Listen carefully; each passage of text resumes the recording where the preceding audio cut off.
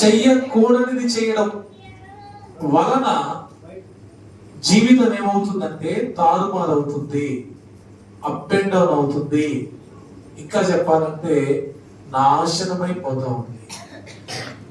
వింటున్నారా? హలో, అందరు ఇక్కడే ఉన్నారా?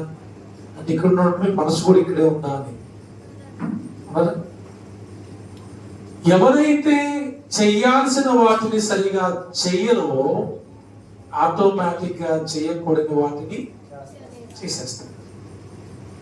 అప్పుడు ఏమైంది అంటే మనం చేయాల్సింది చేయలేదు గనక, చేయకూడని వాటిని చేశాం గనక మన చేతులారా మనమే మన జీవితాన్ని నాశనం చేసుకున్న వారం అవుతాం. మీ నాశనానికి మీరే ఉత్తరవాదులు అంటాడు పౌలు అపోస్తుల కార్యంలో. ఆయన వెళ్ళి దేవుని వాక్యం చెప్తా ఉంటే అక్కడ ఉన్న వాళ్ళందరూ వినకుండా ఆయన ఇబ్బంది పెడతారు. అందుకే ఆయన వాళ్ళ మీద నింద మోపుతాడు. ఏంటి? మీ నాశనానికి మీరే ఉత్తరవాదులు. బాగా వినాలి, బాగా వినాలి. మీరందరూ టీనేజ్, అవునా? అందరూ 13 పైన ఉన్నోళ్ళే ఇక్కడ. 13 కదా, అబౌవ్ 13 కదా. 13, 14, 15, 16, 17, అవునా?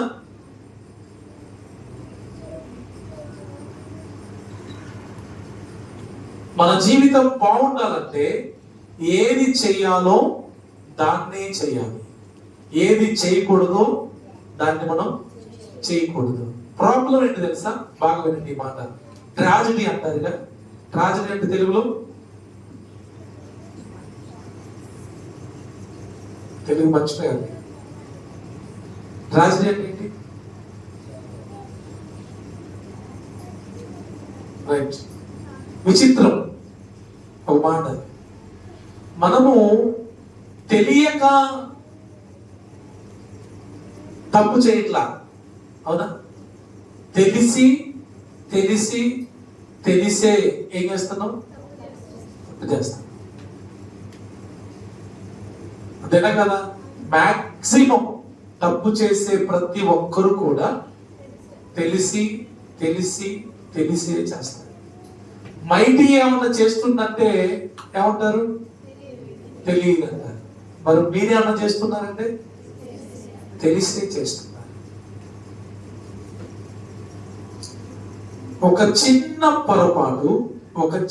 పొరపాటు తప్పు, పాపం ఇంత పెద్ద నిండు జీవితాన్ని నాశనం చేసేస్తుంది. కొలాప్స్ అయిపోయింది. బాగా వినాలి. ఎన్ని సింగిల్ మిస్టేక్, ఒక చిన్న పొరపాటు. మననే ఒక నాకు తెలిసిన సహోదరుడు హెల్మెట్ లేకుండా మనుగూరు నుండి ఖమ్మం వరకు బైక్ మీద ప్రయాణం చేశారు. ఖమ్మానికి దగ్గరలో వెళ్ళిపోయారు. ఈ లోపు ఆటో ఏదో క్రాస్ చేసే లోపు ఆటో వచ్చి బండికి కొట్టేసింది. కొంచెం స్పీడ్లో ఉన్నట్టున్నారు, పడిపోయారు. ఒక ఆయనకి గోడ ఇరిగిపోయింది, ఒక ఆయనకి బలంగా తలలో దెబ్బ తగిలింది. ఒక 1 వీక్ హాస్పిటల్లో కోమాలో ఉండి చనిపోయాడు. ఆయన ఇంకో 2 డేస్లోనో 1 డేలోనో ఎయిర్పోర్ట్లో ఆయనకి జాబ్ వచ్చిందంట. ఆ జాబులో ఆయన జాయిన్ అవ్వాలి. ఒక్కడే కొడుకు, ఒక కూతురు. హెల్మెట్ లేకపోవడం వలన, బండి మీద కొంచెం స్పీడ్గా వెళ్ళడం వలన, లాంగ్ డ్రైవ్ చేయడం వలన ఏమైంది? He was loss his life. తన జీవితాన్ని తాను కోల్పోయాడు. సో ప్లీజ్, నేను మీకు చెప్పే మాట ఏంటంటే, మనం ఎవ్వరం కూడా ఈ రోజు నుంచి తెలిసి తెలిసి చెయ్యకూడదు అని తెలిసిన వాటిని చేయకూడదు, చెయ్యాలి అని తెలిసిన వాటిని చేయాలి. అలా ఎవరైతే చేస్తారో వారికి దేవుని కృప కూడా తోడుగా ఉంటుంది. అవునా? అసలు ఈ విచక్షణ జ్ఞానం ఇచ్చేది ఎవరు? ఏం చేయాలి ఏం చేయకూడదనే ఈ మంచి చెడు తెలివిని దేవుడు మన హృదయంలో పెట్టాడు. మరి పెట్టిన తర్వాత కూడా మనం దాన్ని అనుసరించకపోతే ఎవరు నష్టపోతారు? మనమే నష్టపోతాం. చిత్రం ఏంటి తెలుసా? మీరు నష్టపోవడమే కాకుండా మీ కన్నవారిని నష్టపోయేటట్టు చేస్తున్నారు, మీ కుటుంబ సభ్యులను నష్టపోయేటట్టు చేస్తున్నారు. కాబట్టి అలా మీరెవ్వరూ ఉండకూడదని నేను దేవుని సేవకుడిగా మీకు తెలియచేస్తా ఉన్నాను. కష్టమే తెలుసా? మీకు ఏం కష్టం తెలుసా? తెలిసిన వాటిని చేయడం చాలా కష్టం. నాకు తెలియదు కదా ఏం చేయాలో, అది వేరు. కానీ తెలిసి కూడా ఇప్పుడు మీరు చెప్పినవన్నీ మీ డైలీ జీవితంలో మీరు చేసేవే. ఏం చేయాలో తెలుసు, అది చేయట్లా. ఏం చేయకూడదో తెలుసు, దాన్నే చేస్తున్నారు. మీరు ఇట్లానే కనుక ఇంకొక 10 ఏళ్ళు కనుక చేస్తే మీ 100 సంవత్సరాల జీవితం ఇంకో 10 సంవత్సరాల మొత్తం నాశనం. ఇంకో విషయం తెలుసా? 25 సంవత్సరాల వరకు, ఎప్పటి వరకు? జస్ట్ 25 ఇయర్స్ వరకు మీరు కొంచెం కష్టపడి, శ్రమపడి, ఇబ్బంది అయినా బుద్ధిగా మంచి అలవాట్లు కలిగి చదువుకుంటే, లేకపోతే ఒక మంచి పని నేర్చుకుంటే మిగతా 75 ఇయర్స్ జీవితం మీది. ఈ కష్టపడ్డారు కదా 25 ఇయర్స్, మిగతా 75 ఇయర్స్ మీరు హ్యాపీగా ఉంటారు. కష్టం ఎంతకాలం? 25 ఇయర్స్. సుఖం ఎంతకాలం?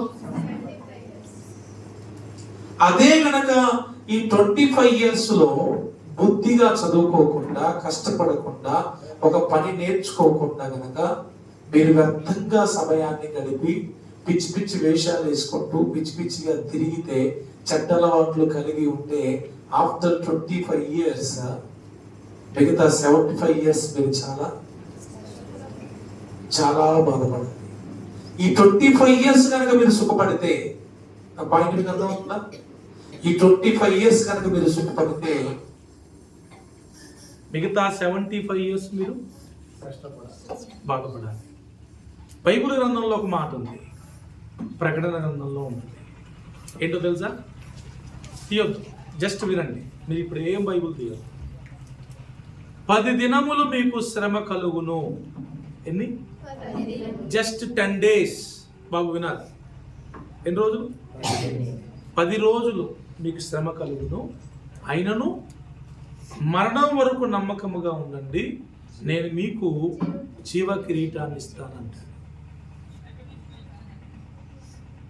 కొంచెం కాలం కనుక మనం శ్రమ పడితే, ఇప్పుడు 25 ఇయర్స్ చెప్పాను కదా, 75 ఇయర్స్ కనుక భూమి మీద మన జీవితకాలం అంతా 70, అధిక బలం ఉంటే 80.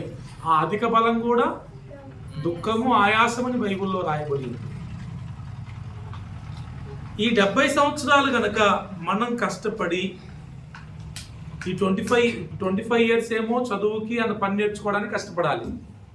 ఇప్పుడు నేను చెప్పే ఈ 75 ఇయర్స్ కష్టం దేనికి తెలుసా?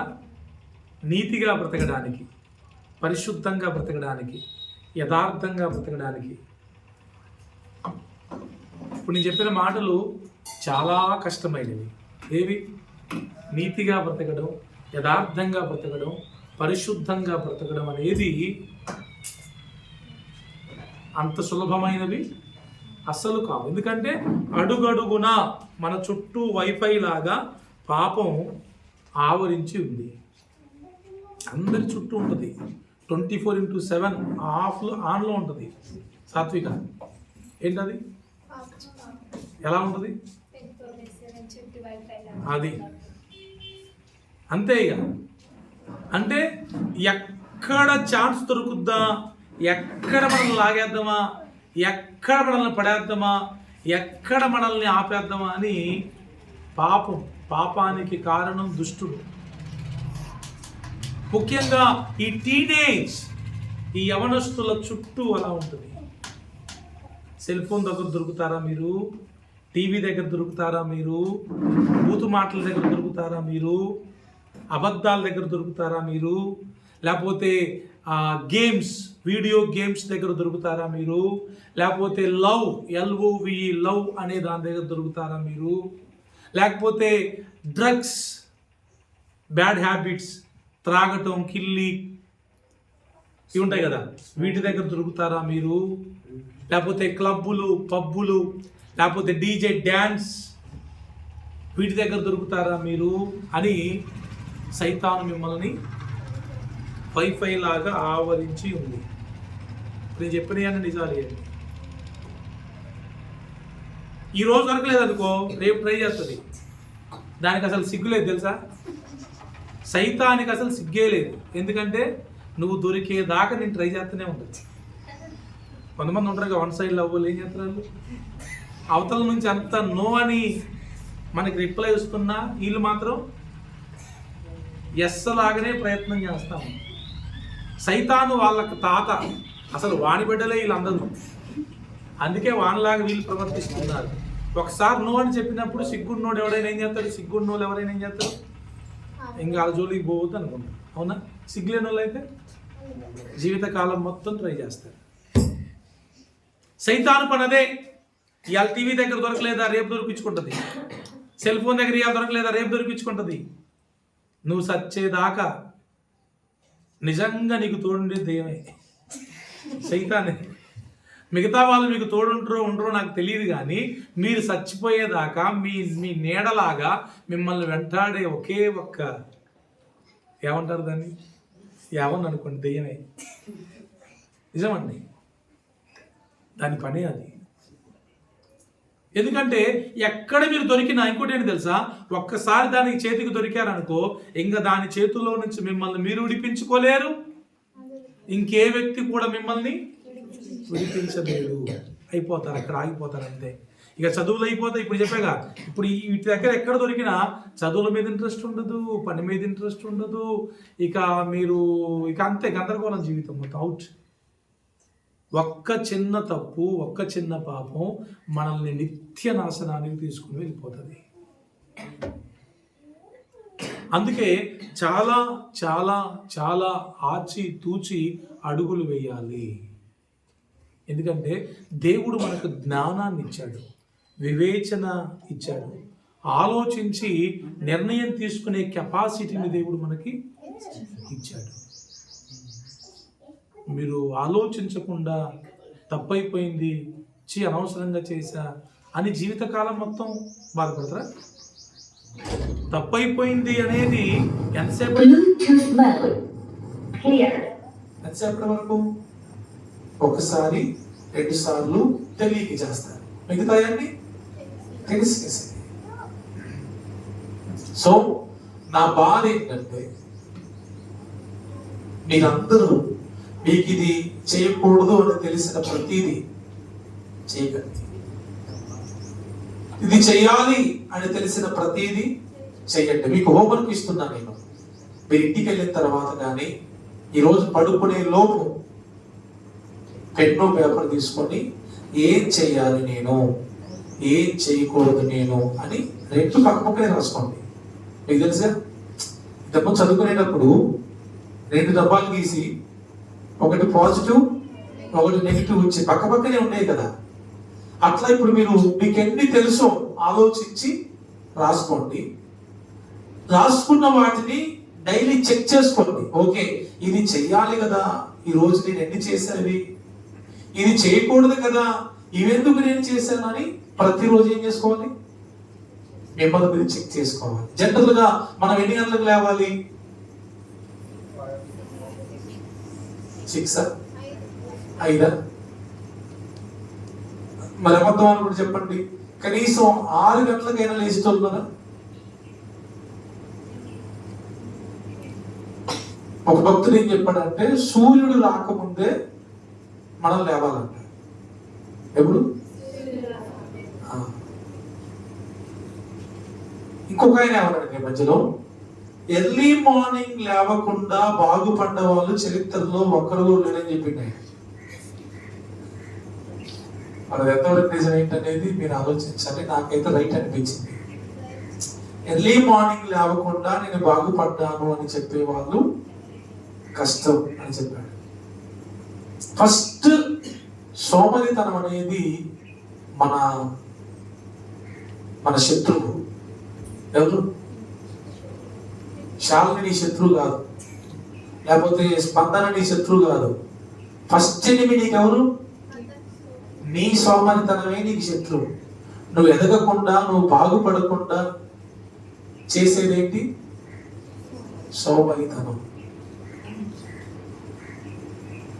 సో ఫస్ట్ ఇప్పుడు మీరు ఏం నేర్చుకోవాలంటే ఇక్కడ ఎర్లీ మార్నింగ్ లేవాలి. యేసు ప్రభు గురించి మీకు తెలుసా? బైబిల్లో ఉంటుంది, మార్కు సువార్తలో, ఆయన పెద్దల కాడనే లేచి అరణ్యములకు పోయి ప్రార్థన చేస్తున్నాడంట. ఇప్పుడు పెద్దల కాడంటే 7 8 ఇప్పుడు మరి కనీసం 4 5 ఇక 5 తర్వాత పెద్దల కాలం లేదే కదా. అవునండి. ఆయన దేవుడై ఉండి కూడా ఏం చేశాడు? పెద్దల కాడ లేచాడు. లేచి ఏం చేశాడు? అది ఇప్పుడు చాలా మంది ప్రార్థన చేసుకోకపోవడానికి కారణం ఏంటంటే ముందాలు లేవరు. లేచేలోపు చాలా పనులు చుట్టూ ఆవరించి ఉంటాయి. ఇంకా లేచి గబగబా చీపురు పట్టుకోను, డిగ్రీ పట్టుకోను, లైటర్ పట్టుకోను, ఈ పనులు మరి పని చేయకుండా నువ్వు లేచి 7 గంటలు లేచి ప్రార్థన చేసి ఊరుకుంటారు. నువ్వు లేచిందే లేటు మళ్ళీ ప్రార్థన అని దెబ్బలు పడతాయి. అట్లుంటుంది. సో ఫస్ట్ థింగ్ ఏంటంటే మీ అందరికి చెప్పేది ఎర్లీ మార్నింగ్ లేవాలి. రాసుకుని అందరూ ఈ రోజు నుంచి మీరు మినిమం 5, మినిమం ఏంటి 5, అది చాలా మంచి అలవాటు. మీ జీవితాలు చాలా బాగుపడతాయి. కనీసం 5 గంటలకైనా తెల్లవారుజామున లేవాలి. అది చాలా మంచిది.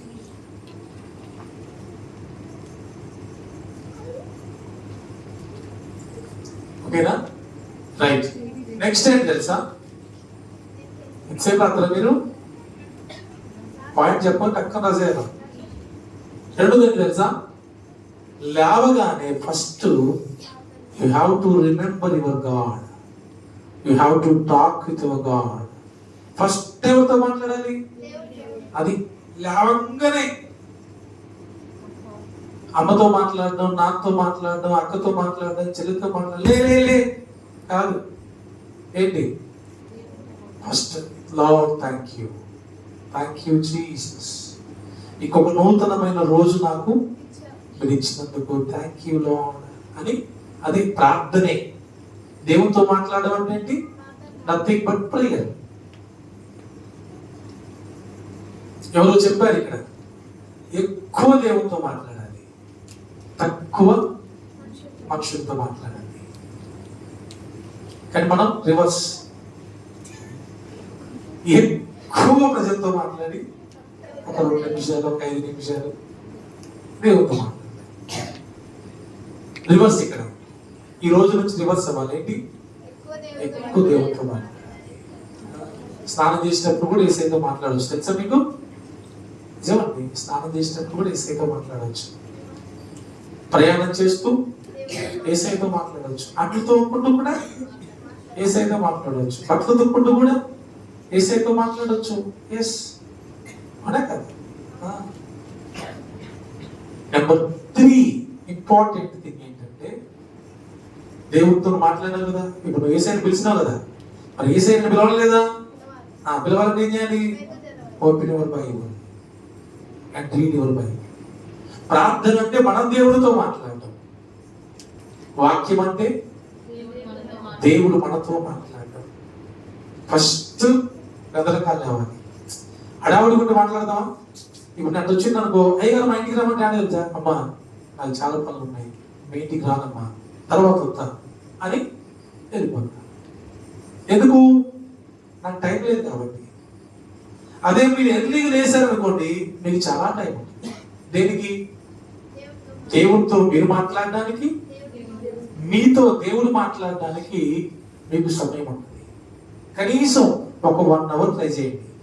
ఈ 2025లో ఒక అర్ధగంట ప్రార్థన, ఒక అర్ధగంట వాక్యం చదవండి. అర్ధగంట ప్రార్థన చేయలేదా, ఒక 2 పాటలు 3 పాటలు పాడుకోండి. పాడొచ్చా పాడకూడదా? తర్వాత మీకు తెలిసిన వాళ్ళందరి కోసం చేయండి, మీకోసం చేయండి, మీ పాస్టర్ గారి కోసం, మీ చర్చ్ కోసం, మీ ఊర్లో ఉన్న వాళ్ళందరి కోసం. చేయొచ్చు చేయకూడదా? ఇలా గురించి చేయకూడదు అని అనొద్దా?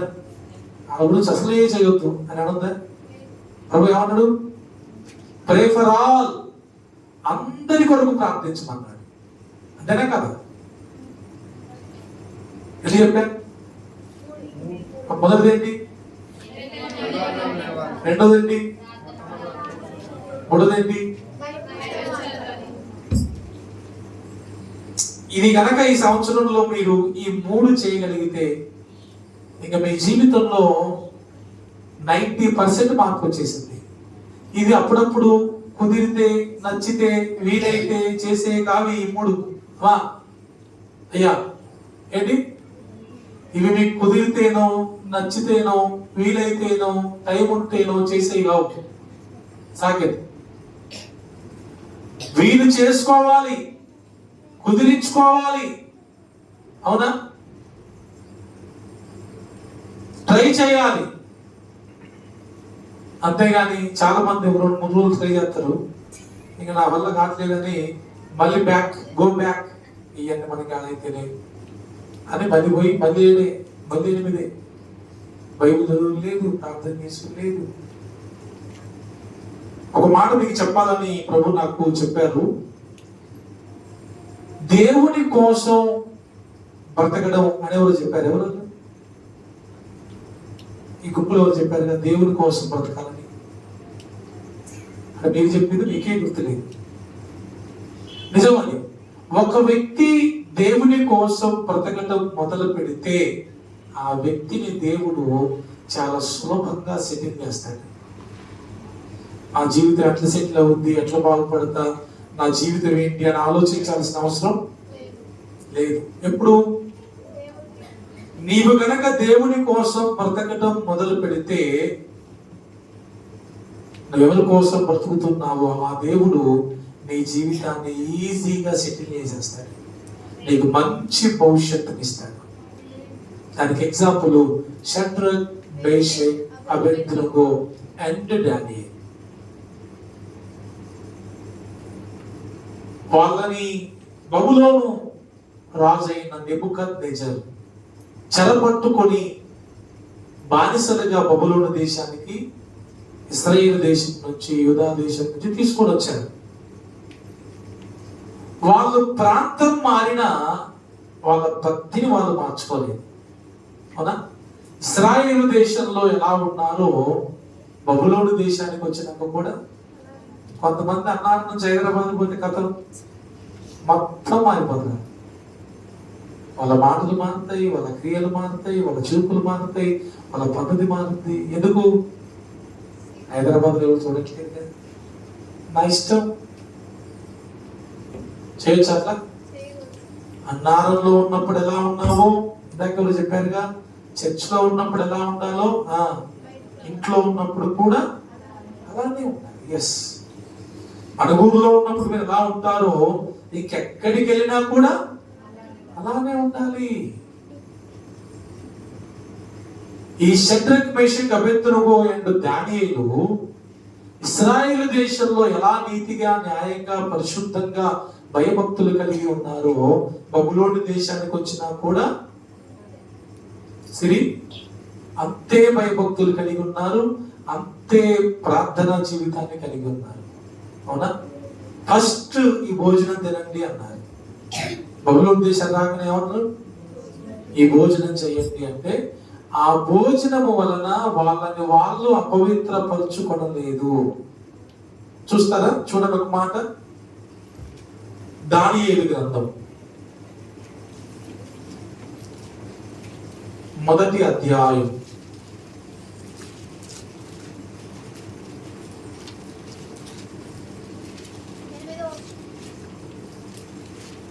8వ వచనం. రాజు భుజించు భోజనమును పానము చేయు ద్రాక్షారసమును పుచ్చుకొని తన్ను అపవిత్రపరుచుకొనకూడదని దానియేలు ఉద్దేశించి. అందరూ చూసారా ఆ ఉద్దేశం? చూడండి, దానియేలు ఉద్దేశం ఏంటి నాన్న? దానియేలు ఉద్దేశం ఏంటి? చదవండి. రాజు భుజించు భోజనమును పానము చేయు ద్రాక్షారసమును పుచ్చుకొని తన్ను అపవిత్రపరచుకొనకూడదని దానియేలు ఉద్దేశించి. అది తన్ను అపవిత్రపరచుకొనకూడదని దానియేలు ఉద్దేశించాడు. మీరందరూ ఈ రోజున వినాలి నాన్న, మీరు కూడా ఈ ఉద్దేశం కలిగి ఉండాలి.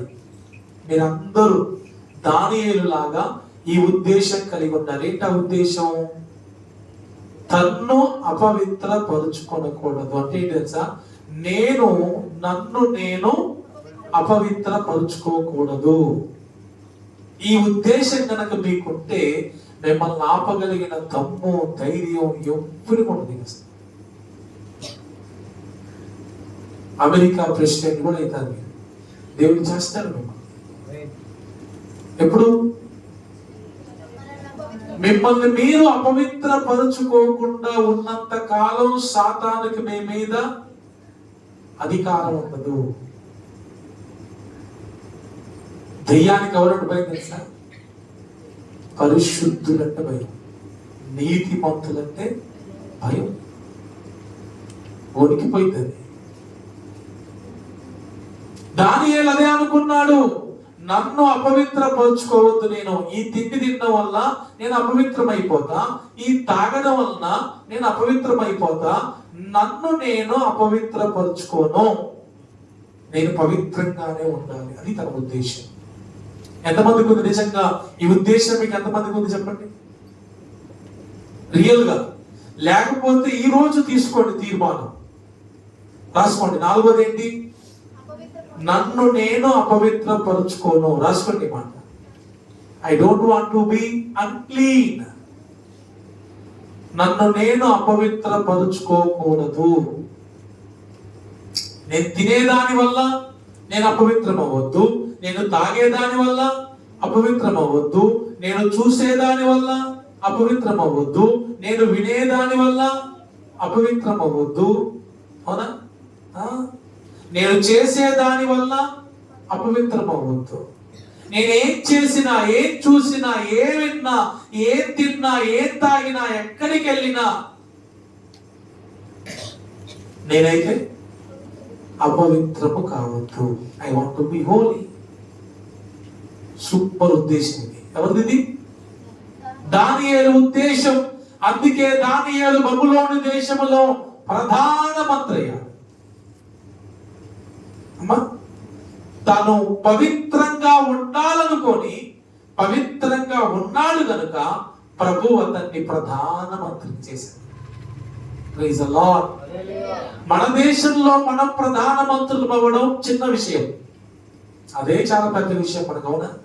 మన ప్రధానమంత్రి ఏదైనా అంటే ఎవరు సార్లే అన్న పని జోగి అంటారు, సర్పంచ్ కూడా కాలేదు మనం.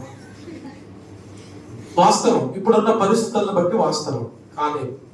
మన సొంత దేశంలోనే మనం ప్రధానమంత్రులు అవ్వలేం. కానీ దానియేలు బబులోను దేశములో, పరాయి దేశములో ప్రధానమంత్రి అయ్యాడు. ఒకే ఒక కారణం. ఎందుకయ్యాడు?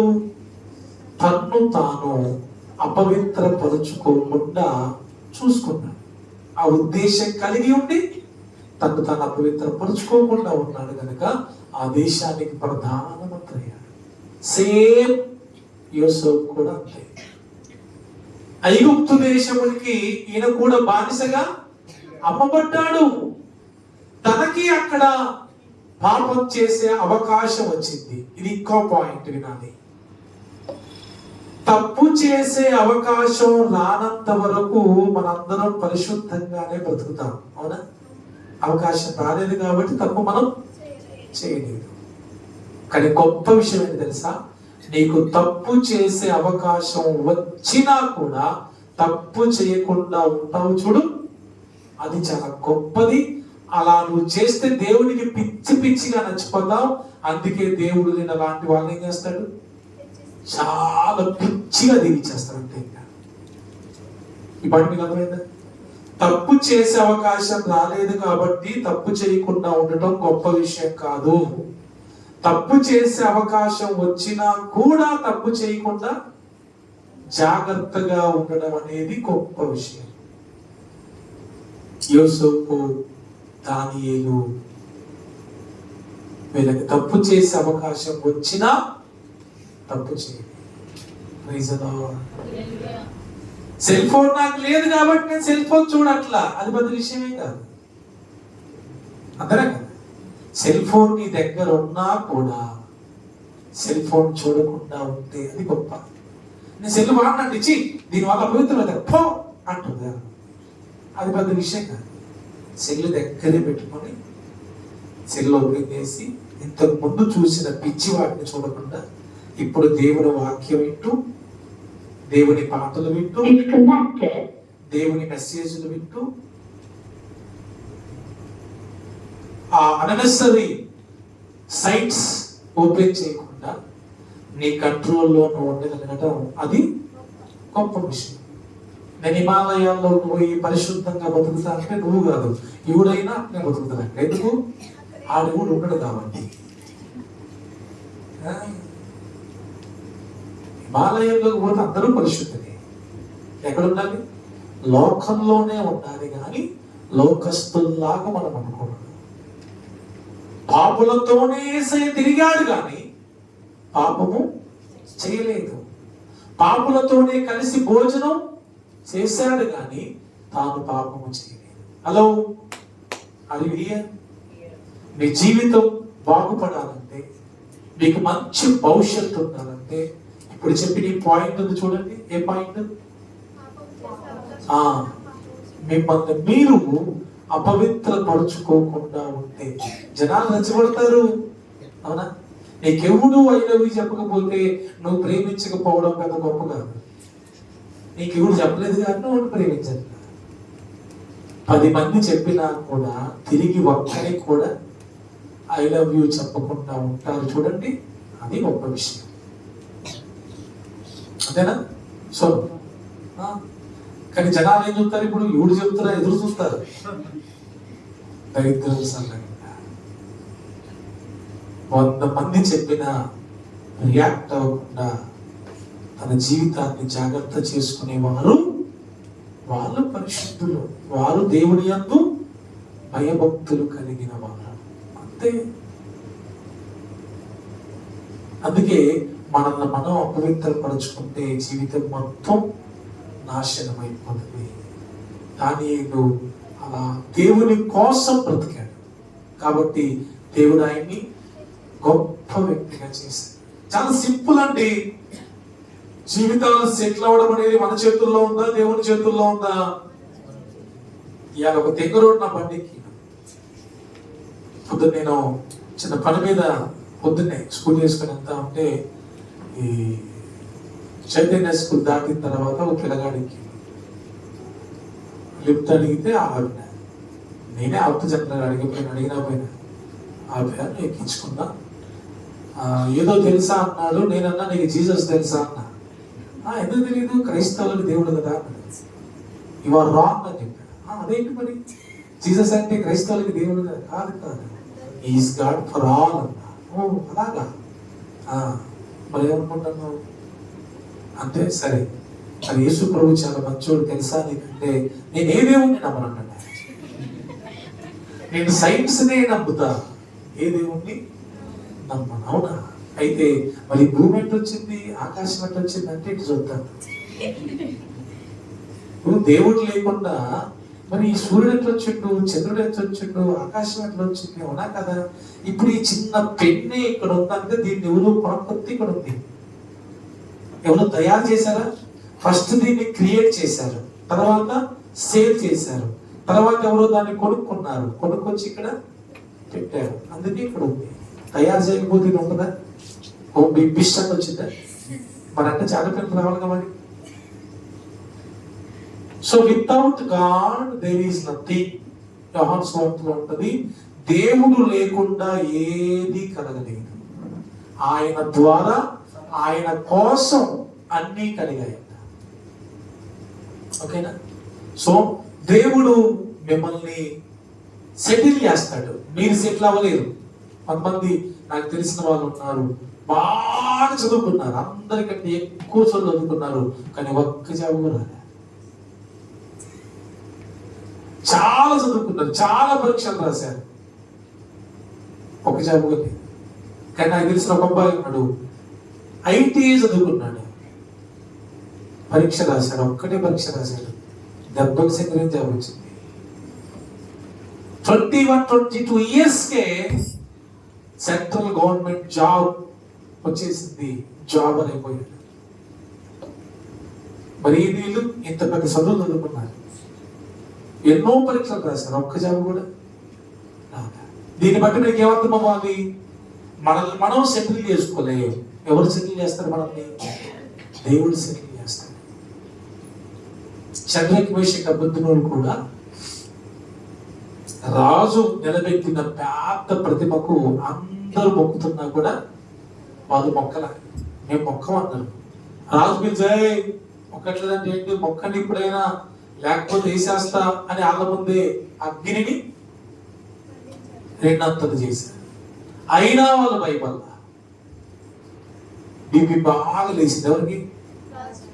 నా మాట పడినట్లేదని అగ్నిని ఎక్కువ చేసి అగ్నిగుండంలో వేసేశారు.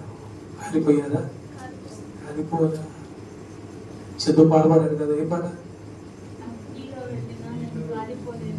కాలిపోలేదు. జనములలో విందిన మునిగిపోలేదు. అదే మరి రాజై కక్కు తిన్నాడు దెబ్బకి. ఓయమ్మ ఏదిరా, ముగ్గురునైతే నలుగురు కనబడుతున్నారు, మనం కట్టి బంధించేసాం కదా, చక్కగా కట్లన్నీ తెగిపోయి ఆయన తిరుగుతున్నారు అని అక్కడికి వెళ్ళి దండం పెట్టి బ్రతిమిలాడుకుంటున్నాడు బయటికి రమ్మని. ఎవరిని? వేసింది నేనేగా, వాళ్ళు తీయొచ్చుగా, తీరేడు, తీడి చచ్చిపోగలుగుతాం. అందుకే రండి బయటికి అంటే వచ్చారు. వస్తే ఎంతమంది వచ్చారు? మళ్ళీ ఒక్కరే వచ్చారు. అప్పుడు ఏం జరుగుతుందన్నమాట? 2వ అధ్యాయం 3వ అధ్యాయం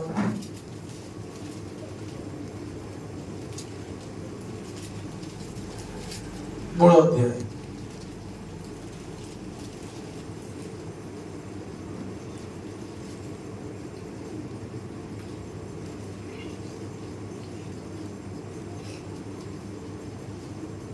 చదువుతున్నా చూడండి. 3:24 దానియేలు గ్రంథం. రాజుకు నెబుకద్నెజరు ఆశ్చర్యపడి తీవ్రముగా లేచి, నేను 3 మనుషులను బంధించి అగ్నిలో వేసినవి కదా అని తన మంత్రులను అడిగాడు. వారు, రాజా సత్యమే అని రాజుతో ప్రత్యుత్తరం ఇచ్చిరి. అందుకు రాజు, నేను 4 మనుషులు బంధకములు లేక అగ్నిలో సంచరించుట చూచుచున్నాను, వారికి హానేమీ కలగలేదు. 4వ వాని రూపము దేవతల రూపమును బోలెడదని వారికి ప్రత్యుత్తరం ఇచ్చెను. అతడు నెబుకద్నెజరు వేడిని గలిగి మండుచున్న ఆ గుండము వాకిలి దగ్గరకు వచ్చి, షద్రక్ మేషక్ అబేద్నెగో వారులారా, మహోన్నతులకు దేవుని సేవకులారా, బయటికి వచ్చి నా యొద్దకు రండని పిలవగా, షద్రక్ మేషక్ అబేద్నెగో అగ్నిలో నుండి బయటికి వచ్చిరి. అధిపతులను, సేనాధిపతులను, సంస్థానాధిపతులను, రాజు యొక్క ప్రధాన మంత్రులను కూడి వచ్చి ఆ మనుషులను పరీక్షించి వారి శరీరములకు అగ్ని ఏ హానియు చేయకుండుటయు, వారి తల వెంట్రుకల్లో ఒకటైనను కాలిపోకుండుటయు, వారి వస్త్రములు చెడిపోకుండుటయు, అగ్ని వాసనైనను వారి దేహములకు తగలకుండుటయు చూచిరి. నెబుకద్నెజరు, షద్రక్ మేషక్ అబేద్నెగోను వీరి దేవుడు పూజార్హుడు, ఆయన తన దూత నంపి తను ఆశ్రయించిన దాసులను రక్షించను. వారు తమ దేవునికి గాక మరి ఏ దేవునికి నమస్కరింపకయు ఏ దేవుని సేవింపకయు ఉందుమని తమ దేహములను అప్పగించి రాజు యొక్క ఆజ్ఞను వ్యర్థపరిచిరి. కాగా నేను ఒక శాసనము నియమించుచున్నాను, ఏదనగా ఈ విధముగా రక్షించుటకు సమర్థుడకు దేవుడు గాక మరి ఏ దేవుడును లేడు. కాగా ఏ జనములలో గాని, రాష్ట్రములో గాని, ఏ భాష మాట్లాడు వారిలో గాని షద్రక్ మేషక్ అబేద్నెగో వారు దేవుని ఎవడు దూషించునో వాడు తుత్తునియలుగా చేయబడును. వారి ఇల్లు ఎప్పుడునూ పెంటగొప్పగా ఉండునెను. అంతటి నుండి రాజు శద్రకు మేషకు అబేద్నెగోను వారిని బబులోను సంస్థానములలో హెచ్చించెను. అలాగా దేవుని కోసం వాళ్ళు నిలబడ్డప్పుడు దేవుడు వారిని హెచ్చించాడు. మీకు ఒకటే మాట చెప్పి ముగిస్తాను నేను. జీవితంలో ఎవరిని విడిచిపెట్టినా, ఎవరిని మర్చిపోయినా, జీవము గల దేవుడైన యేసయ్యను మాత్రం విడిచిపెట్టకండి, మర్చిపోకండి. అలా మీరు దేవుణ్ణి విడిచిపెట్టకుండా, దేవుణ్ణి మర్చిపోకుండా గనక ఉండగలిగితే మీ జీవితానికి చలనం ఉండదు. మీరు అమెరికా వెళ్ళండి, ఆస్ట్రేలియా వెళ్ళండి, ఎక్కడికైనా వెళ్ళండి, దేవుడితో మీరు, మీతో దేవుడు ఉంటే, అమ్మా వింటున్నారా? దేవుడితో మీరు, మీతో దేవుడు ఉంటే మీకు మీ జీవితం బాగుంటుంది. దేవుణ్ణి విడిచిపెట్టకుండా ఉన్నామంటే ఏంటి చెప్పండి? దేవుణ్ణి మర్చిపోకుండా ఉన్నామంటే ఏంటి చెప్పండి? ప్రార్థన చేయడం మానకపోవడం, బైబుల్ చదవడం మానకపోవడం, మందిరానికి వెళ్ళడం మానకపోవడం. ఈ మూడు సచ్చేదాకా ఈ మూడు మీరు చేస్తే, ఏ మూడు? రోజు ప్రార్థన చేసుకోవడం, రోజు బైబుల్ చదువుకోవడం, ప్రతి వారం దేవుని మందిరానికి వెళ్ళడం. ఈ మూడు మీరు చచ్చిపోయే రోజు వరకు కనుక చేసుకుంటే మీకు పరలోకం గ్యారంటీ. ఈ లోకంలో మీ జీవితం చాలా అద్భుతంగా ఉంటుంది. అవునా? అప్పుడప్పుడు చెయ్యొద్దు, కుదిరితే చెయ్యొద్దు, నచ్చితే బైబుల్ చదవద్దు, అవకాశం ఉంటే మందిరానికి రావద్దు, వీలు చేసుకోవాలి, కుదుర్చుకోవాలి. ఈ మూడు అమ్మా, ప్రార్థన, బైబుల్, మందిరం. దానియేలు దినమునకు 3 సార్లు ప్రార్థన చేసింది, అందుకే గొప్పవాడయ్యాడు. చాలా విషయాలు దీంట్లో నేను రాసుకొని వచ్చాను, కానీ నాకు టైం లేదు కాబట్టి ముగించేస్తున్నాను. ముఖ్యంగా పరిశుద్ధత. ఏంటి? అంతే. మీరు ఎట్టి పరిస్థితుల్లో మీరు అపవిత్రులు కావద్దు. చెడ్డ మాటలు వింటే అపవిత్రులు అయిపోతారు, చెడ్డవి చూస్తే అపవిత్రులు అయిపోతారు, చెడ్డవి మాట్లాడితే అపవిత్రులు అయిపోతారు, చెడ్డవి చేస్తే మీకు తెలుసు ఆ చెడ్డవేంటో. తెలుసా తెలీదా? ఖచ్చితంగా తెలుసు. చేయకండి. మీరు పరిశుద్ధతను కాపాడుకుంటే దేవుడు మీతో ఉంటాడు. ఇంకో ముఖ్య విషయం సోలో చెప్పాడు, విన్నారా మీరు? ఏంటి? తాగే వారితో, చెడ్డగా తిరిగే వారితో సహవాసం. దానియేలు, షద్రక్, మేషక్, అబేద్నెగో లాంటి వాళ్ళు ప్రార్థించే స్నేహితులు, వాళ్ళు పరిశుద్ధతను కాపాడుకునే స్నేహితులు. వాళ్ళు మన స్నేహం కూడా అలా ఉండాలి. ఎవరితో? ఎవరు బాగా ప్రార్థన చేస్తారో వాళ్ళతో స్నేహం చేయాలి. ఎవరు బాగా పరిశుద్ధంగా ఉంటారో వాళ్ళతో స్నేహం చేయాలి. ఎవరు బాగా బైబిల్ చదువుతారో వాళ్ళతో స్నేహం చేయాలి. బాగా రీల్స్ చూసే వాళ్ళతో, బాగా ఈ లవ్లు పెట్టుకునే వాళ్ళతో, బాగా సినిమాలు చూసే వాళ్ళతో ఫ్రెండ్షిప్ చేస్తే మీరు కూడా అవుట్ అయిపోతారు. ఇంకోటి,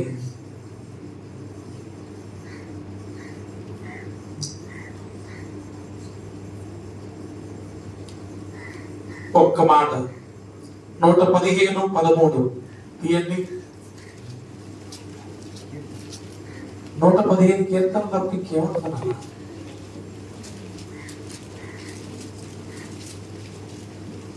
డెబ్బై పైన చెప్తానా అంటే ఇంకేముంటుంది?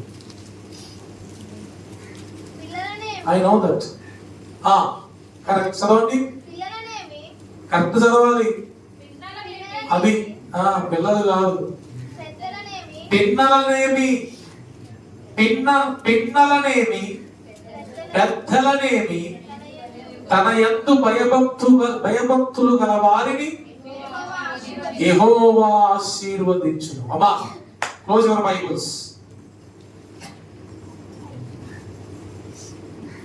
దేవుడంట పక్షపాతి కాడు. అవునా? చిన్నపిల్లల్ని ఆశీర్వదిస్తాడు, పెద్దవారిని ఆశీర్వదిస్తాడు. కానీ దేర్ ఈజ్ ఏ కండిషన్, ఒక షరతు ఉంది, ఒకే ఒక్క షరతు ఉంది. ఏంటా షరతు? తన యందు భయభక్తులు గల వారిని ఆశీర్వదిస్తాడు. వాళ్ళ చిన్నపిల్లల, వాళ్ళు పెద్దోళ్ళ అనవసరం.